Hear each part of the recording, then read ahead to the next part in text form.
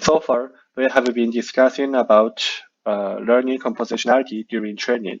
However, our goal is compositional generalization, and we hope high performance in test. So the question is whether the model still works on test distribution. We have both the encoding and decoding parts. Decoding still works if the encoding is correct. This is because of architecture design, where only the corresponding component representation produces the component in output. Since the component representation is correct, and by definition of compositional generalization, it is in the same manifold as training, so that the network produces a correct output component. However, the encoding part does not have guarantee to be correct on test distribution. The encoding part extracts disentangled representation from entangled input representation. This extraction network can be a general network, and we do not have special treatment for it. By definition of compositional generalization, the input manifold changes, and a general network does not work well in such case. Therefore, the decoding network may not produce correct disentangled representation, and we also have such examples in this paper. The idea to address this problem is to convert the encoding problem to decoding problem, with hidden representations as input and the original input as output with architecture design. Then the argument is the same as the other decoding network. However, this requires optimization during inference, as we discuss next. So let's discuss in more detail. In inference, we hope to get disentangled representations for our input. The problem is that neural network does not work well when the input is outside of training manifold. This means the original encoding network is not reliable. However, a decoding network with architecture design works when each component is in its training manifold. So we can use the additional decoding network from hidden representation to original input. Since the input and the output are opposite, we cannot get the hidden representation with a forward pass.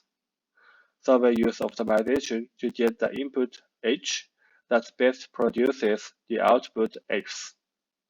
To make the network works well, we regularize each component representation in its training manifold by storing some training samples. The training samples may be stored as input representation or component representation. To get the correct representation, we make the output close to the original input. The encoding network provides initial hidden representations. In summary, during training, we jointly train three models. In inference, we first use the original encoding network to get initial hidden representation. Then, we use the additional decoding network to optimize the hidden representation to reconstruct the input with manifold regularization. We then use the original decoder to convert the hidden representation to output. I'd like to share my conjectures for System 1 and System 2 cognition. System 1 is a fast and unconscious cognition process. System 2 is a slow and conscious cognition process. Here is an example borrowed from others' talk. System 1 is driving on a familiar road. The driver is relaxed and can drive while chatting. System 2 is driving on an unfamiliar road. The driver needs to focus on driving. In the System 2, humans need more time and attention. So what do we do with these resources? My conjecture is we are doing optimization. When the input is familiar, the encoder network works well, so that optimization is simple and fast. When the input is unfamiliar, the encoding network does not provide good initial hidden representation, so the optimization is difficult and slow. Another conjecture is that our long-term memory is used for manifold regularization, which requires storing training samples.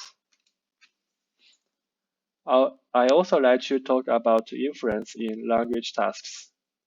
When we read new articles, such as news, there are many new sentences, but we can often read at a constant speed when the contents are easy enough to understand.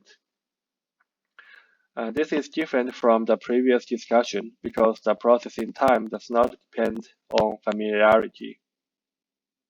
This phenomena might be explained by the transferable units of words. In different situations, a word is likely to have the same word extraction information, syntactic information, and semantic information. These types of information are so stable that we can create a general-purpose dictionary. For example, the word composition is in a dictionary. The extraction information is a spell. The syntactic information is part of speech, and the semantic information is the explanations. Note that the information might not be deterministic, but the entries are stable. This means we can find words in the same way in different situations, and use the values for each component by concatenating word-level component representations. Because of these properties, we avoid optimization during inference and have constant speed in some language tasks. Here is the summary of approach part. We hope to encode prior knowledge of components by making a component representation containing exact information.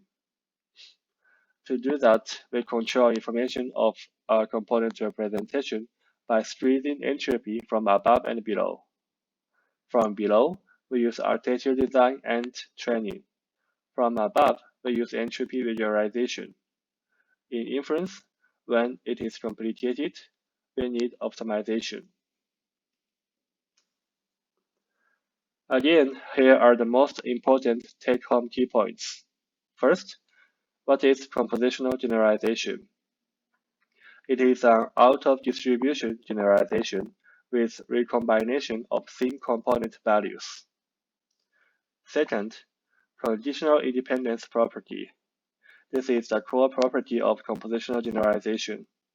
It means an output component depends only on the corresponding input component. The last point is controlling random variable information. This enables conditional independence property. We achieve it by squeezing entropy from above and below. That's all about what I want to share.